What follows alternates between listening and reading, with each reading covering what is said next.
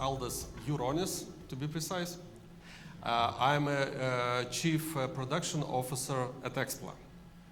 So I believe many of you already know what EKSPLA is and what we do. But very shortly, we are developing and producing various lasers and laser sources, laser systems in ultra-short pulse duration. Our laser system starts from just a few tenths of nanoseconds down to a very few femtoseconds. So, and the range of products is really very broad. Therefore, I won't be going too deep into that. So, briefly about our company. It's a fantastic year for us. It's a very important year for us because we are celebrating anniversary to EKSPLA, because it is 30 years since the EKSPLA was established. EKSPLA was established back in 1992. Maybe for many of you it's not a big deal. For Lithuania, it's the oldest company in photonics. We are the first company established in laser industry in free Lithuania. So later on, back in 2010, we received, as we call it, Oscar in photonics, Prism Awards, for diode pumped OPO laser system. At that time, it was novelty, and we are very proud about that achievement. So it's about our company. It's main figures that you need to know. It's not about revenues, not about the growth. We are 130 nice people, and more than 20 of them has PhDs. And we are working as a family and having fun each day while dealing with different stuff related to the photonics.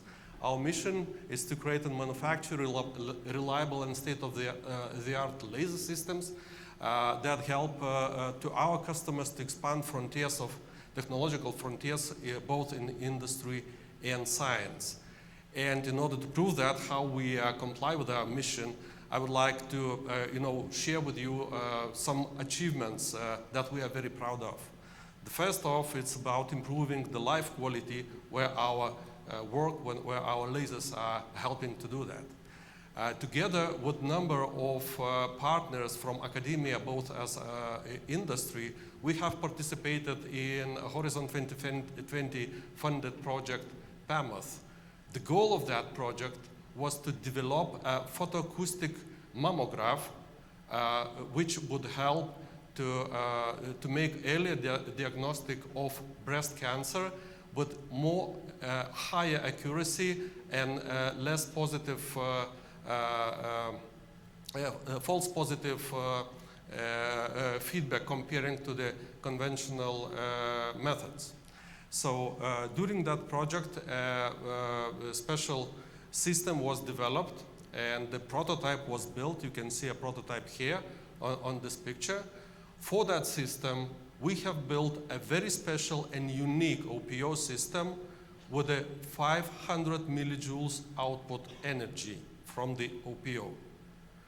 And with that system, the results was achieved from the volunteer, one of the volunteer patients, as you can see, the resolution of 350 microns, the imaging depth of more than 4.5 centimeters, and you can clearly see on these pictures circled in red where the cancerous lesions is clearly visible. So I strongly believe that this technology one day will replace conventional X-ray mammographs. So another achievement that we are very proud of is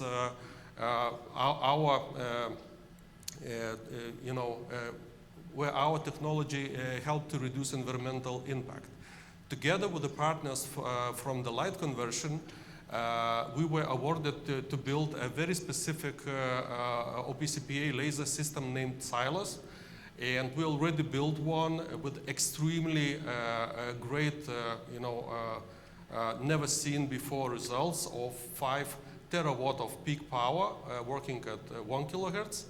Currently, we are working on another one system named ELAS 3, which will be 15 terawatt of peak power at 1 kilohertz and delivering 8 femtosecond pulse duration. So according to the winner of the Nobel Prize in Physics, Gerard Mourou, such systems as silos could contribute to acceleration of solving the nuclear waste disposal problem, thus reducing decay to months, hours, or even seconds, depending on the material, making our world cleaner. And of course, in order to contribute to our customers to reach a new frontiers in technology, we by ourselves need to innovate constantly, and we do that in various areas. One of our recent development is a femtosecond industrial laser, which we have introduced to the market last year. What's the innovation in that laser? It's not about how the light is being processed. It's about the laser cooling. So we are the first in the world that has decided to implement direct refrigerant cooling for mid to high power lasers, which means these lasers, in order to remove the heat from the laser head, it doesn't use any water and doesn't use an air, because if you would be using an air cooling, you will be heating environment around the laser head. Instead, we are using direct refrigerant agent, which circulates to the cooling plate via flexible hoses. What is the advantage of this innovation?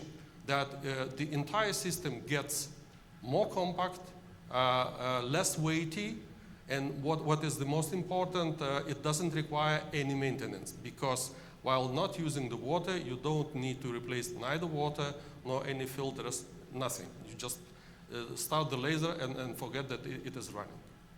So that's all from our side. Thanks for your attention, and I'd be happy to answer your questions.